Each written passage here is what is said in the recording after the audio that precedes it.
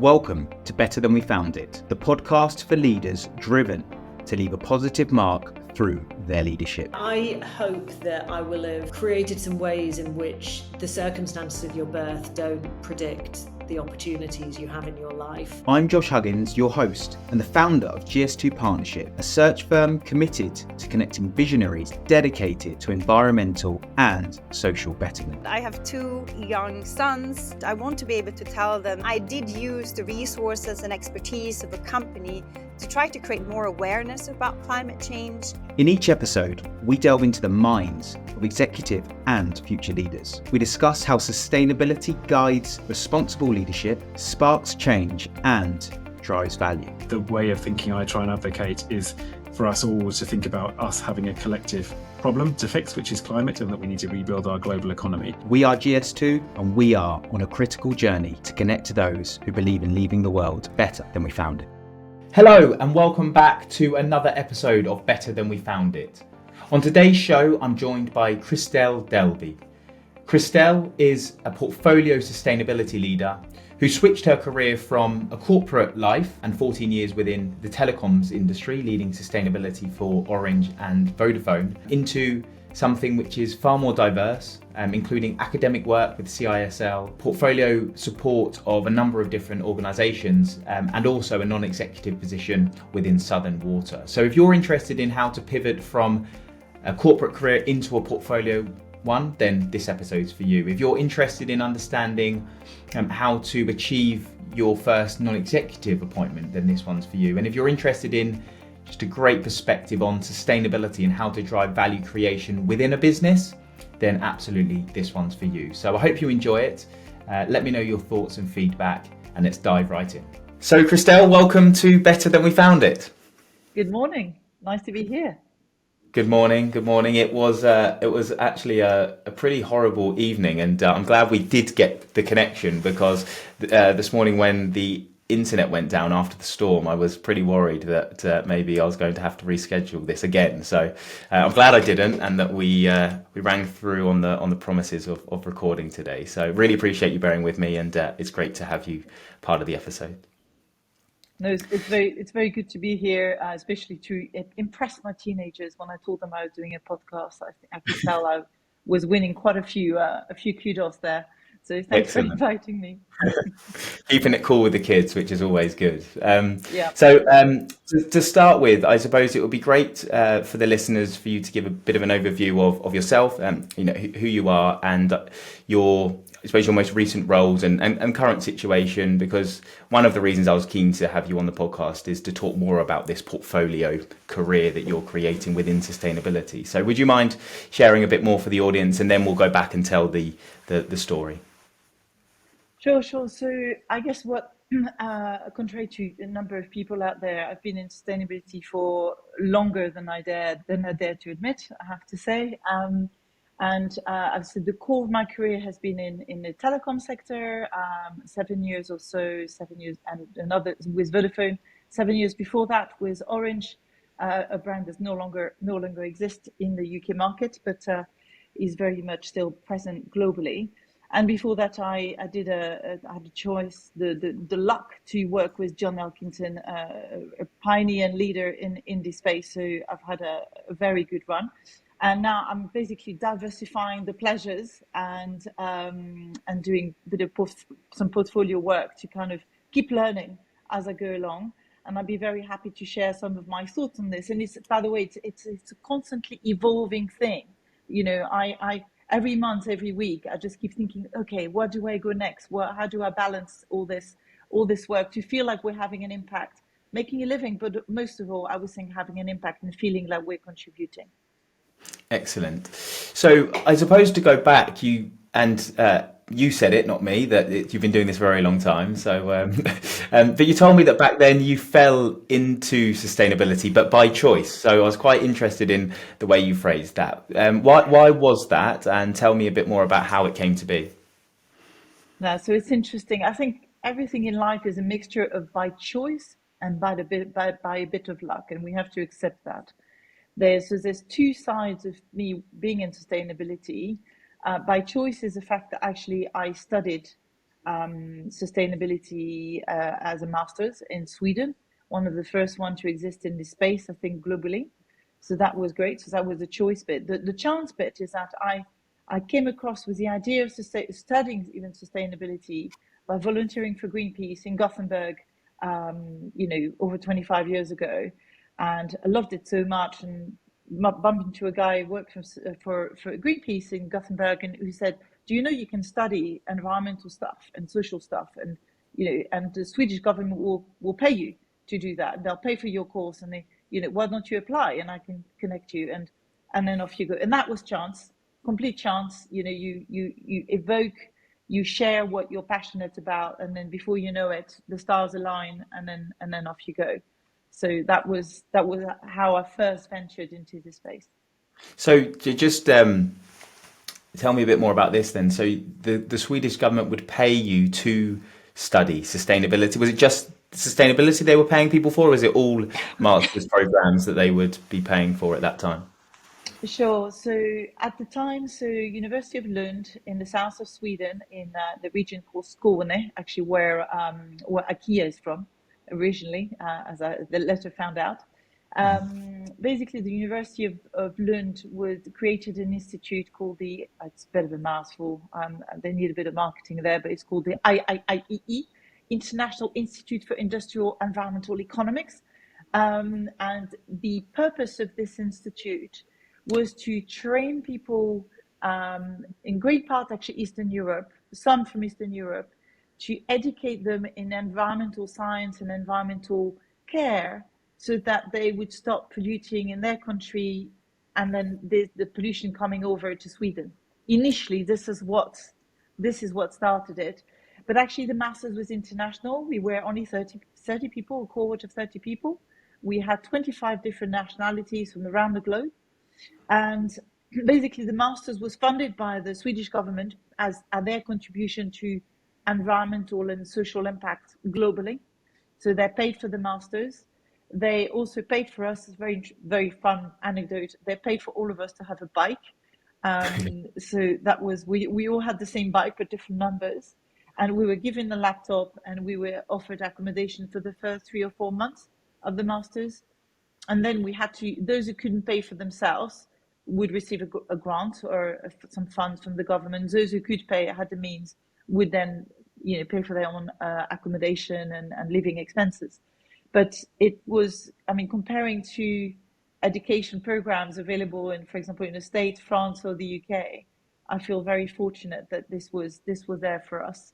And it was extremely pioneering, because, I remember, even though most of the program focused on the environment, I remember the first lecture that we had talking about the triple bottom line at the time.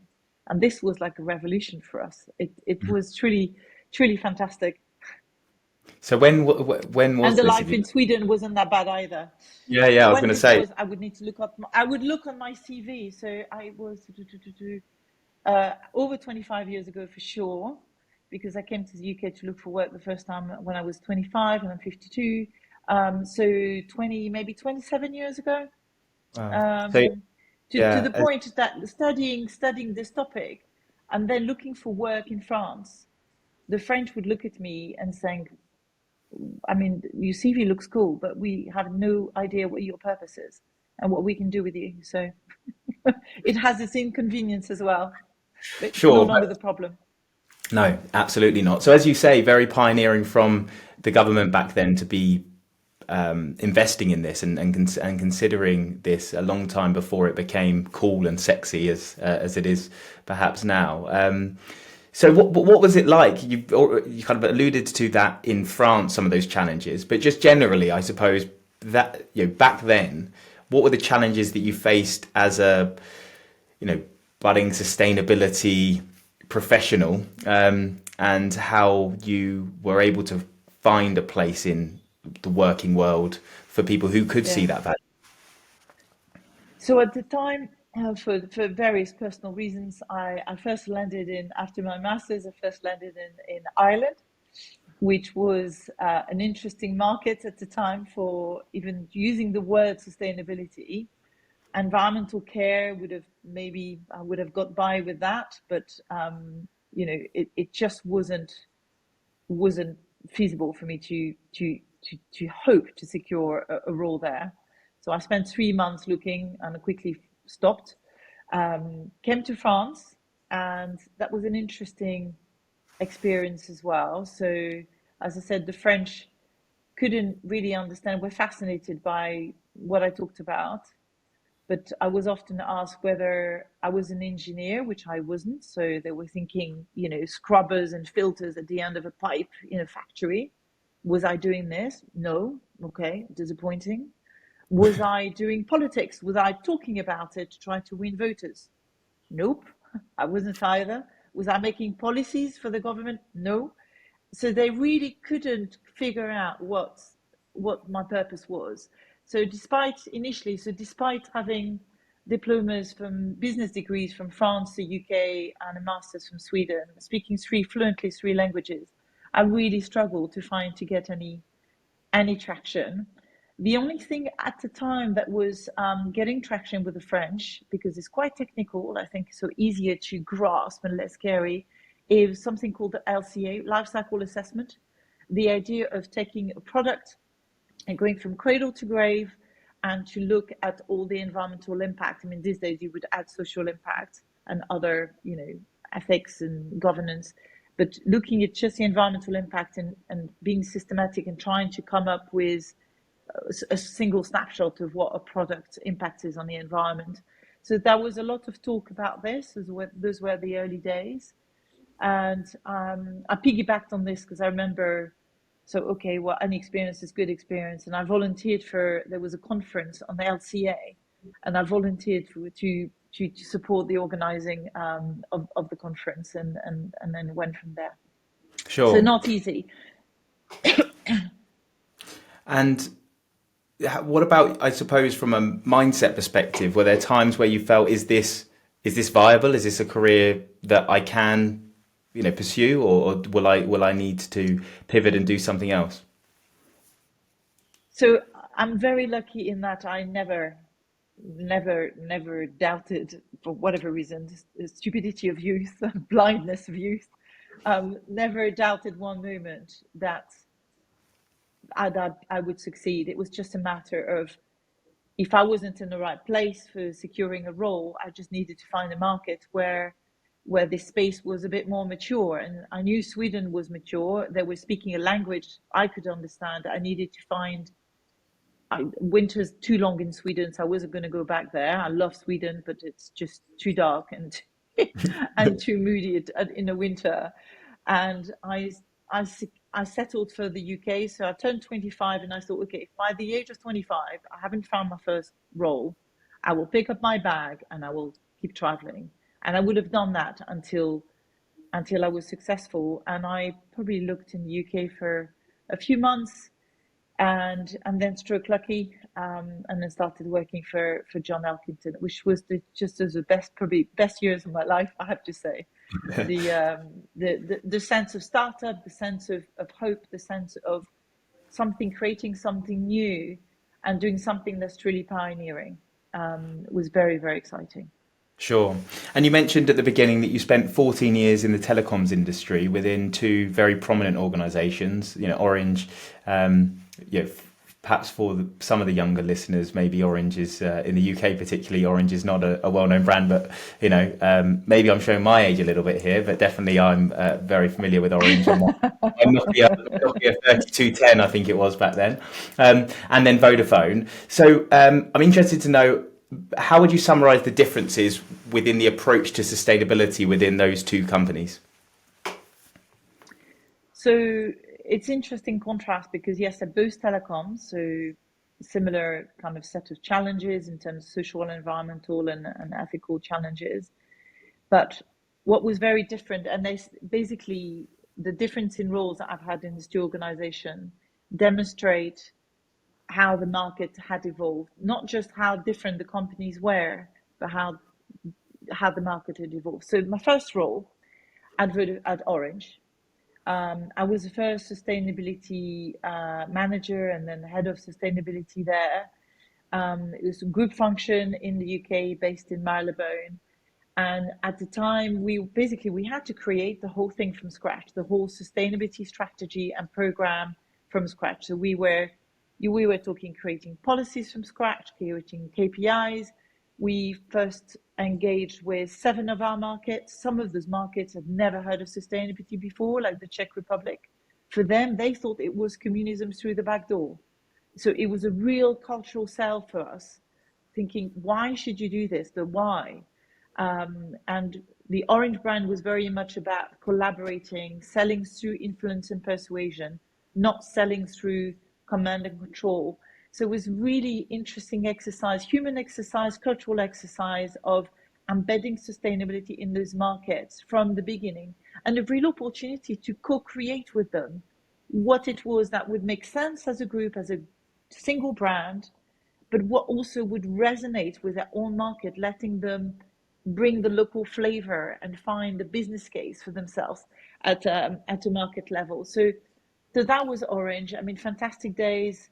Those were the early days of mobile. So at the time, I mean, some of the listeners may remember the launch advert of Orange, the future's bright, the future's orange. It was an ad that you didn't even know what they were selling. And it was very moody, very aspirational. And it was a real buzz around the whole telecom sector. It was fantastic time. I mean, full of contradiction as because they were sponsoring Formula One. I mean, imagine now having a far-reaching sustainability strategy and having your sponsorship team at that end, funding Formula One. This would not go down well. And people in the team, I mean, those were times of affluence. They would fly people from the team to the Formula One racing. It was just very different times. Then we moved to Vodafone.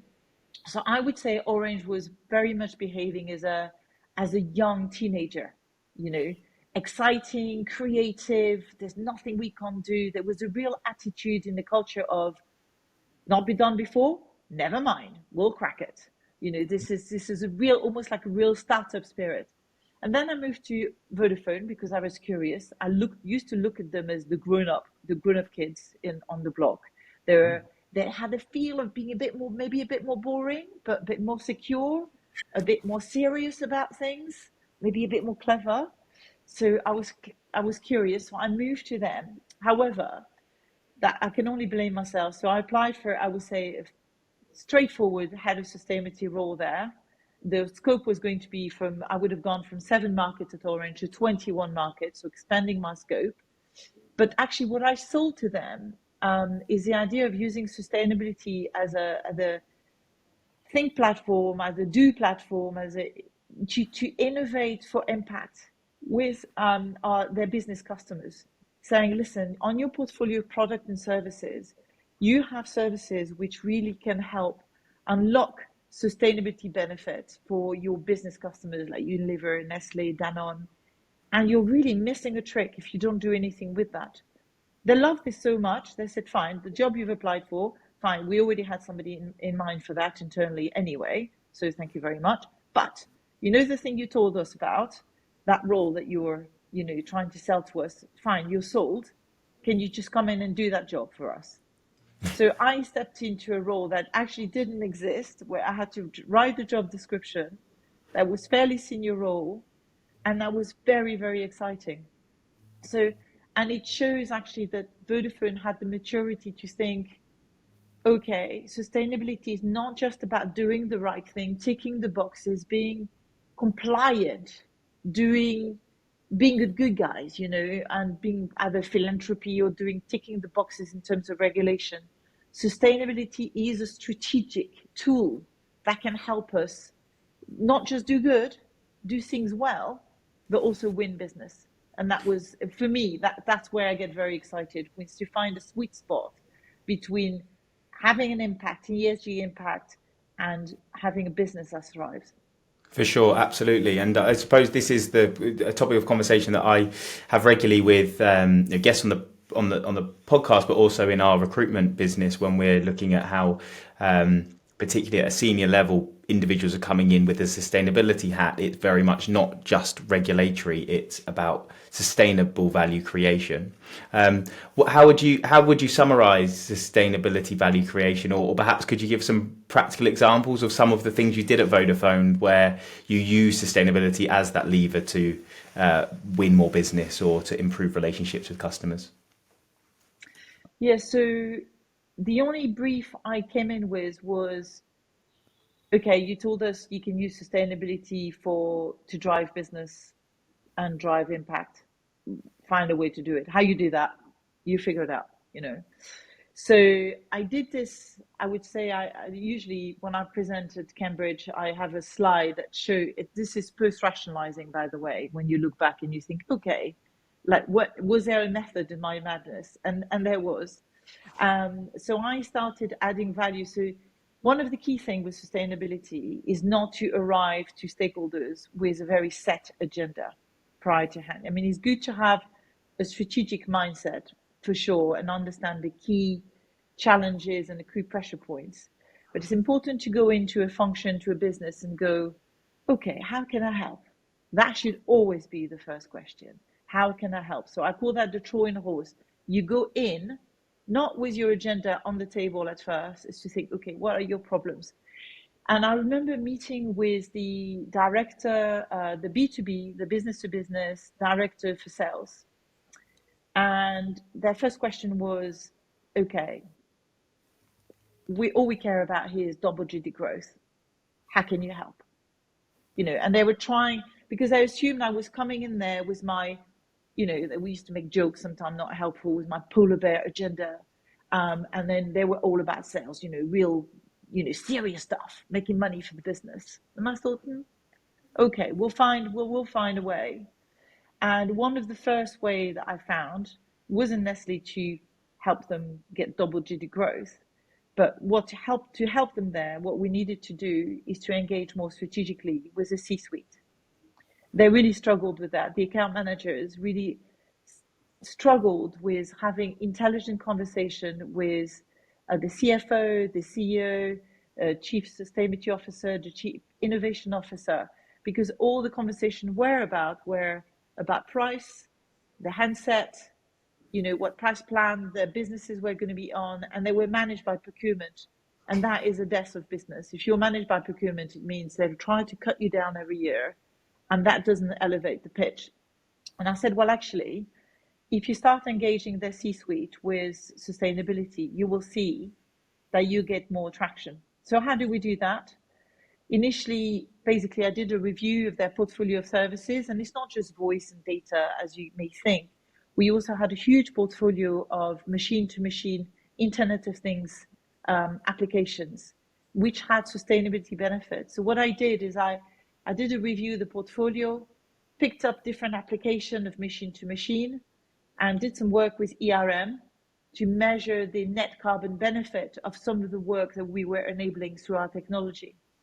And then suddenly this unlocked different conversation with the businesses that we work with. So that was one. And then maybe throughout the conversation today, I can share many other tricks that I've used to deliver value, because ultimately my goal was to innovate new products and services for impact, for ESG. How can we, Vodafone, deliver new products and services to help our business customers in their ESG journey? Yeah, thank you for sharing that. So just, I suppose, for some follow-up questions. So in those pitches, would you be present, or was it still purely the sales team, but you just equipped them with the right questions to ask to open those doors? So initially, I believed in being hands-on and actually meeting the customers. I would focus on our most strategic customers, because having big wins with those big customers was actually sending down a good message to the rest of the sales team about the importance of sustainability. Challenge, though, in scaling the approach, because the people that are doing those jobs are not necessarily equipped, and there was only one of me. So one of the things that I did to help scale is systematize the bidding, how we responded to bids, and when there was a sustainability chapter. So that was, I would say, hygiene, but it needed to be done and done well. And what I would have done if I stayed longer would have been, now having worked as a tutor with CISL, I would have probably created a bespoke training course for all the sales guys. So Yes. I think that would have been necessary. But at the time, it was more pioneering. So me working with maybe a maximum of 30 accounts, understanding where the sweet spots were, supporting the marketing team in having, a more coherent and impactful narrative on sustainability. And then when it came to co-creation, I think then my circle of engagement quickly narrowed down to leaders in this space. So Unilever, we did one of our first mobile solution for agriculture with Unilever, with Nestle, with Danone. Those were the forefront leaders in this space. Sure, understood. And then you mentioned there about if you had stayed on, so that that time did come to an end. I think on your LinkedIn it says 2016, and at that point you pivoted to consider more of this portfolio type career. What was it that prompted you to do that, and how did you go about it? So basically, I've had the best time of Vodafone, I have to say. I enjoyed every bit of it. I was very, very fortunate, and actually done my job so well in a way that I was asked to actually go from. I was an experiment. I was always told I was a bit of DNA that the corporate affairs were trying to inject into the B2B side of the business, and so my internal stakeholders were the B2B, unit, which is huge in Vodafone. And basically, the case was made, and the budget was supposed to be shifted to the B2B guys. And then I thought at that point, maybe it's now a natural time to hand over to somebody else who will come in with new ideas and take it even further. So that's why I decided to step out. And actually, through the works I did in innovation, I ended up basically living my life working in food value chain, because we co-created with Unilever a mobile solution for agricultural piece that basically enables smallholder farmers in crops like coffee, cocoa, coconut, vanilla, equip them with information on agronomy through their phone, ability to trade commodities through their phone, and much more. And this took me back. I think this is my theory. It took me back to me growing in West Africa. So I was born in Chad, and I lived also in Burkina Faso and Ivory Coast. My father was a tropical vet, and I used to follow him on farms, visiting smallholder farmers. And I think it was just a midlife thing of going back to my youth and having the feeling of having an impact. And then I decided, okay, I'm going to step into agriculture now. This is it. I've done telecoms. I want to do agricultural stuff. And I was already a trustee for a charity called Producers Direct, they work with smallholders in tea, coffee, and cocoa, and I really enjoyed that. I decided to do a master's program in CISL on sustainable value chain to, upskill and understand what the latest thinking was in this space. And then actually, before doing portfolio, I stepped into an organization called Bon Sucro, who is a standard for the sustainable production of sugarcane. So I did a couple of years there. And after that, I just spread my wings and I thought, okay, I'm going to mix and match things. And actually, my portfolio now has some aspects of agricultural stuff, but actually what I've realized that I love the most is what's important is the people you work with and having a feeling of impact. We may lure ourselves sometimes that we are, but at least at the end of the day, the week, the month, the year, feeling like I am moving the needle a little bit.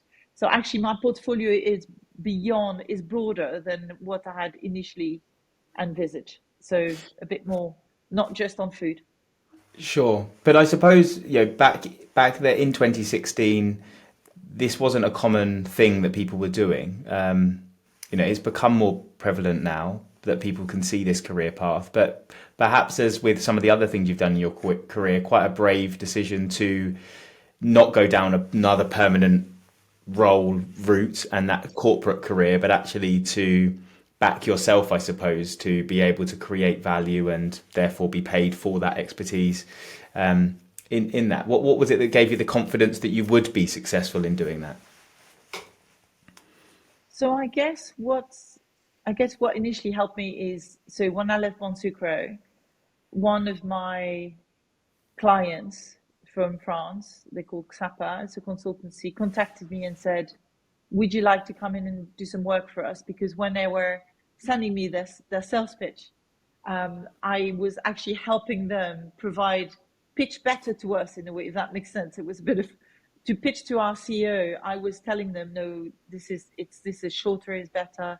You need to be more straight to the point, and they were, I guess, impressed, and they just invited me to come in and help them. So I was working from the UK, it wasn't full time. I was working representing them. So that I came in, and then naturally, a friend of mine connected me with CISL because they needed tutors. I've never done that before, so it was a bit daunting at first. And I thought, well, fine, I'll give it a go. And it's now been a few years doing online courses with CISL and also corporate courses, which are in person in Cambridge. And I tremendously enjoy that because I've been exposed to mining, real estate, food, retail. I mean, I've done quite a few different sectors, so that's been fantastic. And then I thought, well, actually, that's fun. Maybe it is a thing. It didn't feel like a thing at the time, but you kind of fall into it and find your place. But it's interesting because one of the things that actually I miss, so I cannot recommend enough the portfolio approach. It's really rich. You work with so many different tribes. The only thing that I would probably miss a bit now is belonging to a single tribe, in a more permanent basis. Even though all my clients are, I don't pitch for work every week. I have a set clients I serve all year long. So I am part of different tribes, but maybe it's the working from home all the time that actually is starting to wear off. I would love to join a business maybe on 3 days a week and maybe go in the office. I dream of going in the office now, 1 or twice a week. That would be amazing. So it's always an evolution. Sure. Nothing ever stands still. Yeah, absolutely. And I think sometimes there's these unexpected challenges that come when you push yourself out of what's traditional, but you learn how to adapt and evolve it, and perhaps next to incorporate that into the portfolio to make sure that you have that blend, I suppose, that makes you feel fulfilled. Something I just want to pick up is you mentioned there about the work you're doing at the CISL. So I think most of the audience will, of course, be aware of the CISL. I've got 2 questions. Firstly, what is it that do you think, having sat on the other side now and delivering some of the courses, that makes the CISL so prominent and I suppose having that market leading position in the education of sustainability focused individuals or individuals to learn about sustainability? And number 2, those bespoke courses for the organisations that you mentioned that perhaps delivered in person, what do you see as the benefits if an organisation goes even further and goes for those rather than just pushing their executives to the standard courses? Yeah. So I guess why CISL? So I haven't got a sales pitch, an official sales pitch at all. I'm speaking by the way, in my own capacity. This is my own view. I would say one of the things that is consistent all throughout our courses is we follow strictly or more loosely the U theory by Otto Scharmer. And the U theory is basically it's an approach to change people's views on the world and to help them want to take action. So the beginning of our courses is always about, I would say, just immersing the student in despair. Literally, we just bombard them with the nature of the problem, the scale of the problem, data, to the point that, to be honest, by the end of, if it's a physical course, by the end of day 1, people look pretty damn depressed, and start to think, well, is everything lost? Is ever any point in doing anything? But then gradually we go from the problem, the despair, then move into, oh, but there are some people that start addressing it that way. We start using theory to dissect the problem and map the problem, to then move to, oh, there are some organization who've come up with solution, or there's a bit of hope there. And then as you go up the curve in the U, as we refer to, always refer to it, the tutors, we then start giving the tools for the student to start creating their own solution, shaping their own world. And then they usually leave the program feeling not only convinced that, determined, convinced that the problem, determined to do something about it, confident that they can do something about it, and with an idea of what it is that they can do, knowing that it's not a finite thing. And I do love that approach, and it's very consistent throughout the courses. What makes them special, and I'm not saying other universities don't have amazing people as well, I can't comment, but the team of people that I've worked with as tutors has been second to none. The variety of thinking, there is respect, there is we challenge each other in a safe way, we support each other. And that, I think that quality of tutors help deliver the best courses for the client. I truly think that is true. And now your other question was about the corporate one. So I would say, so there's CISL, there's a whole range of courses going from the prêt-à-porter, as I call it, the 8-week course, and there's quite different topics that you can pick from, all the way down to fully bespoke for a corporate. We build it from scratch. And the benefit, and there's some in between as well, we've got some programs which are just for boards, and there's many more, and we have geographical outposts as well for our training. In terms of the corporate courses, I guess what's amazing is that we can design them to fit the budget. We can design them to fit the specific culture of the organization and understand how they learn best. So we would co-create this with the sustainability team, HR team, and then with their help, we can choose the best speakers, the best learning journey for the organization, curate the best speakers throughout that course, and also mix and match how they like to learn, the balance of lecture versus group learning versus immersive learning. It's really spot on, and it works. It means it's designed for the culture. And what we usually do is design a course, let's say for the top 30, 60, 90, whatever, and then expand and do a more online version to make sure that we outreach to the company as a whole. I see. Okay, makes sense. Excellent. Well, yeah, thanks for sharing that. In addition to that, and the other things that you've already also mentioned, you also have this non-executive position now with Southern Water. Could you tell the audience a bit more about this and what it entails? Sure. So this was something. It's interesting how over a year ago I was just starting to think about. It'd be interesting to see if I could put my toes into the world of non-exec, because I have been a non-exec, well, it's not non-exec, a trustee for a charity for over 7 years now, and I've been a trustee for another charity called Fair Share, and I'm still a trustee for Producers Direct. I'm a chair now, and I thought, oh, it'd be interesting to discover a new sector through that. And actually, I was contacted by a headhunter for this role at Southern Water. Typical. Initially, I just even told the headhunter, why me? Probably not the thing to say. Well, not the thing to say.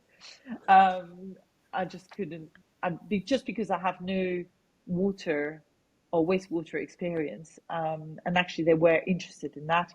And I think the fact that I came from a regulated sector, the telecom sector, was probably of interest to them. So really interesting role, very challenging in that it's super complex, both in terms of engineering, to get your head around everything. In terms of because there's water and wastewater, it's a sector that is very heavily regulated, a sector that is also very, very sensitive in the UK. You will have seen the sector in the press on a regular basis. So this was also a bit of a leap of faith for me, because I was coming at it with huge caution. And I would say I was interviewed by the CEO and the chair of the board and the company secretary, and put them through their paces a little bit, I have to say, not in a presumptuous way, but I wanted to make sure I didn't step the wrong foot forward. And actually they completely brought me along with them, and I haven't regretted joining them. It's a business that historically, if you know a little bit about, I'm sure you'll know about the water industry, has suffered from lack of investment for many years, and we still have a very Victorian network of pipes, and that's causing a whole lot of problems. And there's been other problems added to this in the 80s when it was privatized. And so it's complex, but the business is determined to turn the ship around, and this is why I joined. So it's very, very exciting. I can't recommend it enough to everybody else that's listening and feels tempted by doing so. Sure. I hear lots of people especially in sustainability, that want to and look forward in their career to a non-executive portfolio perhaps in the future. But I know there's quite a few who struggle to achieve that first non-executive role. What tips would you have for people that are considering that on their journey to what should they do? Well, I'm the bad person to ask, because I I didn't actually plan it fully. I was only dreaming of it. So I guess I've been lucky. I've been very lucky. So let me try to think of advice. So I recently spoke to another non-executive director, and she basically said to me that the best thing to do is to keep talking around you when you network about your plans. So then people will have it. It doesn't mean you will, don't give yourself a deadline of, I will land a NED role within 2 months, 3 months, 6 months. It should be a bit more loose than that. Because those things don't come through networks. So that's number one. What would I do? Obviously the headhunters, but that's obvious, that's an obvious thing. So the usual headhunters usually have a special function that focuses on NEDs. So being known of them is important. And I think the last piece of advice, which is probably how I got there without knowing it, is being very active. Make sure you give your time to, as a trustee, to the non-profit sector, because you learn a lot through doing that. And you learn being on the board is not like being an exec. And it's a different part of the brain that you flex. So it's important that you're able to show that you know how to behave like an ed, even before you secure an ed. And the best place to do that is with a non-profit sector, with a set of challenges that maybe you're passionate about. So I would encourage you to do that as a pathway into having an ed role. Sure. And maybe one of the things that I know we were talking about before we came on to record was I suppose was the personal brand, and putting yourself in a position where you're not just known to headhunters, but actually just known in the industry for chance conversations that could come up. I know it's something that you're focusing on this year, and maybe this podcast is a good step in that direction. But what are your plans for how to build your personal brand? What have you got on your mind of what you need to do more? Oh, you're very cruel there, Josh, because it's a euphemism when you say something you've decided to work on. It's something I would say I'm not particularly good at, but if I have a growth mindset, yes, I should be saying something that I look forward to working on. Yes, absolutely. I am still very shy on social media. I'm not shy on video like this one, because it's I can see your reaction. I can't see the audience, but at least I can see you. And I found that very reassuring. Weirdly, I love presenting. I still love being on stage and presenting to audience and getting their reaction and sharing that passion and getting people to be ignited by the topic. But so yes, social media is something that I'm committed to do more of.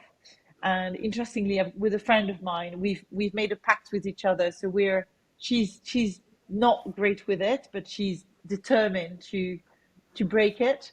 And we've committed to each other. So she's come up with a mini strategy on, what's the approach, how often are we going to post, what kind of posting, and we're reviewing each other's posts. She's posted her first post though, and I haven't yet. Okay. I've not been very good. I've not been very good so far, but thanks for prompting me, Josh. You can post this once it goes live. This can be a good post for you for sure. That's cheating. Come on. No, this is the thing. It's but about. I will. Yeah. Yeah, exactly, for sure. Because I think that being known or even being famous within your network, it sounds a bit grandiose, but actually opportunities come a bit like you said when you sort of talk about what you want to do with people that are known to you. You're just amplifying that to people who perhaps aren't known to you personally, but then they know of you through social media, particularly LinkedIn. It's a very powerful tool in that regard. So I do think, from my own recommendations for people that are thinking about portfolio careers or non-executive positions, to raise your head from the work that you're doing in your executive role or your day-to-day position is important at some point. I know you have to deliver and you've got objectives that you need to do, but if you need to think forward planning, then it's probably worthwhile just every now and again raising your head up and showing that you are still there. That's interesting, because I've never even thought of sharing, because there's obviously sharing content about the substance of what we work on in sustainability, the E, the S, and the G. I've never thought of sharing content about my viewpoint as a practitioner, as a portfolio practitioner, that even the fact that this might be a thing of interest to anyone. Yes. So thanks for opening my mind to that. Sure, absolutely. Yeah, I'm thinking of a post already, the top 5 tips on how to create a sustainability portfolio career. There you go. That's an easy post. I love it. Fine. Can you sign you up as a social media coach? Here we go. Yes. You've got a new service line in your business. Exactly. I'll try my best. So my last question about portfolio career, and then some quick fire questions, if we may, is just how do you bring structure to something that could be seen as quite sort of fragmented or chaotic or unstructured, because you have lots of these different things that you're having to focus on? What's your approach to bringing a bit of structure to that? So I think it's important. Initially, it felt fractured to me. And I think if you feel it's fractured, you will convey a fractured narrative. So I think it's very important for yourself that my daughter's going to school a bit later, but it's just been waved to.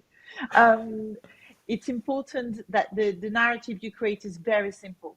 So when I present what I do, I said I'm an ESG practitioner, and I execute through tutoring, through board position, and through advisory. Very simple. So you don't, and then if you present that image to people, they're like, yeah, get it. Not complicated, actually. It all support one another. It's different ways of executing. It's all about ESG, and you don't get into the detail. So I think it's more about how you feel yourself about it. And I'm very visual. So what I would do is, map it out on paper, just make big blobs and just think, okay, I'm doing this, I'm doing that. How does it go? Can you group it? How do you tell your narrative in a very quick way so people can get it? Sure. That would be my advice. Brilliant. Okay. So I have some quick fire questions now for you. And these are not to be long, elaborate answers, but perhaps just sort of a line or two on them. So I know they could be, we could talk about each of them for hours, but I suppose we're just trying to get headlines here. So could you share a tip for, I suppose, inspiring action within an organization towards sustainability goals and objectives? So the key, I think, one of the key is to find the sweet spot, the why of that business. A templated approach doesn't really work. The business needs to understand what it means for the business itself. What's so special about, what does it mean to us?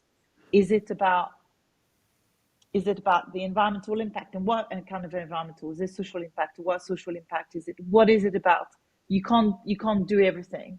And I think understanding the why that resonates with the leadership and the rest of the organization is what makes a difference. If you were faced with a challenging CEO who was displaying the signs that they didn't believe in sustainability, and you had 5 minutes with them, what would be some of the things that you would be asking them or conveying to try to change their mind?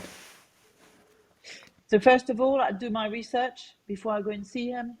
I'd understand I love that phrase in business, what keeps him awake at night. And I would make sure that I arrive at a plan where subtle ideas of how sustainability can help those pain points. So I'm connecting with his need. I think that's key for any sustainability engagement you have throughout the business. Sure. We talked to lots of individuals in sustainability who feel that they're not having the impact, particularly at the earlier stage of their career. What advice would you be to those individuals who perhaps feel stuck in an organisation where they can't have impact? What would you ask them to consider? Having perspective. Don't give up, but have a perspective, because I spent my whole life wondering, questioning whether I'm having an impact. And if you question too much, sometimes it can be detrimental. It's useful and healthy to question this, but it also can be detrimental and navel gazing, because we are all doing our little bit, and it all adds to the total. But we may not at a particular point in time being able to see what we're contributing. And sometimes it takes time and ability to look back to see, I see what I've done now. And I had this with Vodafone. At times I felt that I was pushing water uphill maybe, and I just wasn't doing enough, and maybe it just wasn't good enough, and beating myself up. That doesn't help anyone, believe me. But now looking back, I think, and I see what the business has done since, and the business has been adding layers, and I feel very proud of what I have achieved. So Excellent. Take perspective, be patient and take perspective. Sure. So I suppose moving on to the final question that I'd like to ask you, and that's the personal one. Considering what you've already achieved in your career, but also now with this portfolio focus that you have, when you do eventually retire, or maybe it's a never-ending thing for you, but when you look back at I'll never retire. But when perhaps you're a bit less active, what would you like your own personal legacy to be, to show that you've left the world better than you found it? I guess what gets me out of bed in the morning is to have igniting conversation with as many people as possible, where you go from someone not understanding the value that can be delivered through sustainability thinking to then understanding, I get this. It is very exciting. I want to learn more, or I want to do more. And I get this definitely through the teaching, where people finish the course and send you personal note and say, I'm now determined. This is what I want to do, and this is what I'm going to pursue. This is what I'm going to do. And that's very, very empowering, very satisfying. And I get this through some of the programs that I do on food value chain as well, when I co-create programs and then people feel excited about it and see the potential of what can be done. And through the board, by asking annoying questions to people that maybe hadn't thought of those questions before, and helping them see the business through a different lens, a sustainability lens. So this is what gives me satisfaction. Excellent. Well, look, thank you so much for sharing that. It's a wonderful way to end the conversation, and something that I think it looks like you're already achieving lots of, and I'm sure you'll continue to have that impact. I'm sure the audience that have been listening will have been inspired by different elements of the conversation. If there are individuals there that would like to reach out to you, are you happy for them to do so? And where would you recommend that they do that? Absolutely, anyone can. So reach out to me either through LinkedIn, which I check quite regularly, or through my personal email address. I've got a number of different identities because my portfolio work, but you can use the one that it's christelle.delb@gmail.com. So maybe that can be shared with the right spelling to everyone when we share the podcast. Sure, I'll definitely make sure that I get you to spell check that before I post it, and that's good. And of course, if they go to your LinkedIn page, hopefully by the time this is live, they'll see some good content from you on there to the 5 top tips for your career. Yes, yeah, that's right. Sure. You can send me the commission in the post. That's all good. But look, it's been wonderful to talk to you today. Thank you so much for sharing your journey. It's one that's I'm sure going to inspire more people to take this action and to do so. So thank you so much. It's been wonderful, and I look forward to catching up with you soon. Thank you, Josh. And I have to say, I love the fire drill questions, which remind me of there's a podcast called Zoe out there, and they always do this. And actually, they have one word to answer each question, and I really? absolutely love it. So yes, okay, I'll check that out. Excellent. Thank you so much. We'll catch up soon. Thanks a lot, Josh. Thanks a lot. Bye bye. Thank you for joining us on this episode of Better Than We Found It. I hope you have found value from this to support your own purpose-led journey. This episode was brought to you by GS2 Partnership, my organisation focused on providing talent solutions for sustainably focused organisations. We are driven by our purpose of connecting the people who believe in leaving the world better than we found it. If you are looking for a partner to support you with your hiring plans, or you are looking for your own career next steps, please reach out to us or personally drop me a message on LinkedIn. It's great to hear from listeners to the podcast, and I'd welcome the opportunity to talk to you. Thank you very much, and stay tuned for our next episode.